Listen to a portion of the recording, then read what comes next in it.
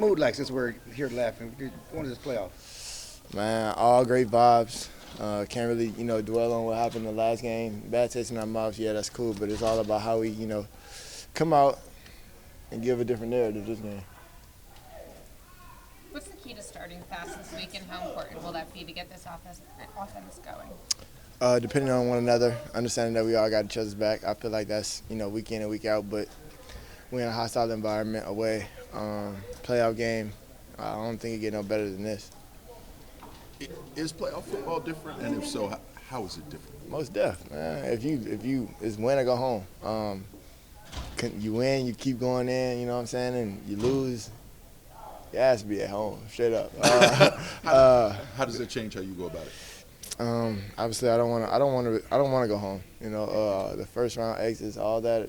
Yeah, I get all that. Yeah, that's crazy. But just about us, preparing the right way, coming here ready to work, understanding that we got all we need. Playmakers all around the field. Man, we just got to put it together. Do you feel better prepared to make an impact this year going into the postseason than last year, just based on how they've used you over the course of the season, how you've established yourself as the lead guy here? Most definitely. I would hope so.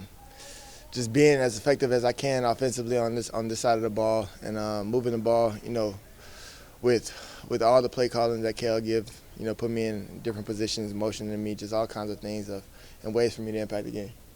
How frustrating was last year's playoff game for you? Just the one catch, 5 targets? As a receiver, it's terrible. Just point blank period. And then it was my first playoff game, so obviously it wasn't the best feeling, nor did we win. So, it was like a double whammy. But just now it's just focusing on now, the moment now, and the position I'm in now. So just being the best version of myself and trying to lead the win. Did you watch the tape of that game at all? Yes. Yes. I have, and I feel like now I'm a better receiver than I was a year ago from, standing in front of you guys. So just being able to create opportunities for this offense and, most importantly, making ways for myself to get the ball. Watched it recently or watched it? Recently, however, for a while ago, recently, however you want to put it, yeah, I watched it for sure. On a similar note, when you look at the opening game against the Bucs this year and where you are now, how much can you take from that tape, and where have you grown since then? I've grown in all aspects of the game. That was my first game as one. It was a very different. Defenses were playing me different. Also didn't have MG, nor did I have TY. And the running game wasn't nearly as explosive as it is now. We didn't establish each other ourselves. And Dak got hurt towards the end of the fourth, So it's a lot of implications. It's a lot of excuses that you could put on, why the game when it was. But, now it's just all about now. You know what I'm saying? What do you make of the 1-4 record on grass? I don't, man. I don't know what that means. Grass, turf, it don't matter. We playing. Because in some of those games, you had to lead in the second half, and then circumstances changed. So that surprised you that people were focusing on that you guys, quote-unquote, struggle on grass? Yeah, that's weird. The grass doesn't have really anything to do with it. The turf doesn't have anything to do with it. It's all on how we play and how we're going to handle this game. You mentioned MG, TY, guys who were on the field the first time you guys played the Buccaneers this year. How important is it for the Bucs to play you the way that they did week 1 and really try to take you away, that you have those other guys who can make them pay? Most def. Going out there with the most confidence in my guys, as I did game 1, but now it's just more implications on the game. And I feel like everyone understands the situation at hand and what we need to do to win. And if they play us like that, other guys should have opportunities. Y'all came into the season using the San Francisco loss as motivation, throughout the offseason. Is it still motivation? You still? Most def. It's the last reason we went home. It was the reason the whole season ended. So really everything is motivation. Every loss that we've had these past couple of years has been tough. It's all been, self-inflicted and things that we can't control. So just trying to be a better job, at those things. Speaking of motivation, your head coach has led you to 12-5 records the last 2 seasons, back-to-back playoff appearances. Do you find it laughable that his job status comes up, and does that serve as motivation? Most def. you know, us as players, we love Mike. We love playing for him and everything that he's done for us and put us in the best position to win. And you can see it in the way we play. And as you said, 12-5 in back-to-back years, I feel like the only way we can really repay him is continuing to win out throughout the season and, to let the rest take care of itself. Micah said yesterday, as a young player, that this is the time of year when legends are made. Do you feel that way? Most def. Stars are born in the playoffs.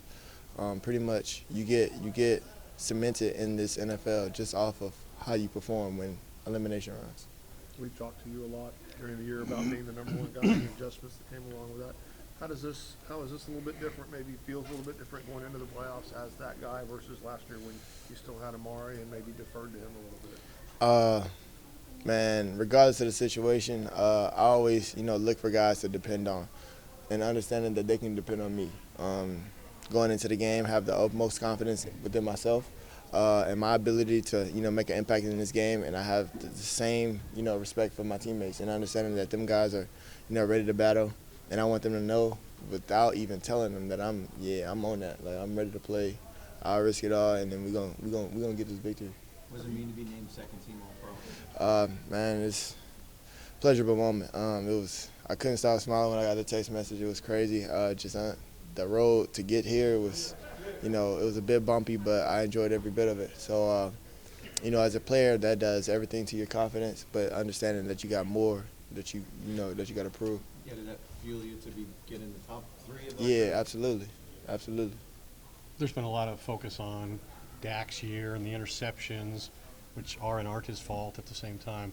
What's his confidence level, do you sense, from being out on the field with him around him in the locker room? Still the same. Dak hasn't changed one bit since, throwing his first pick, if you will.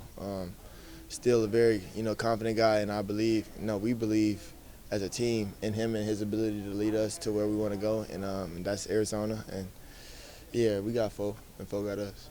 The nucleus of this team hasn't been together that long, but outside the organization, you hear fans talk about how long the drought has been and how difficult it's been in the postseason. Is it easy for you guys to separate that and keep that out of here? Is it just, hey, this is us, what happened before has nothing to do with what we will or won't do? Yeah, most definitely. I feel like it's a domino effect. I understand that we all we wear the same, uniform. We all represent the Star. So everything that's been done before us, we can't really control. But what we can control is what we do now. And obviously, last year was our opportunity to really, put ourselves in a better position. Obviously, we fell short. So now, in the situation to where we got this opportunity again, we got to step up. Thanks, CeeDee. Thank you. Congrats. Appreciate it. Thank you.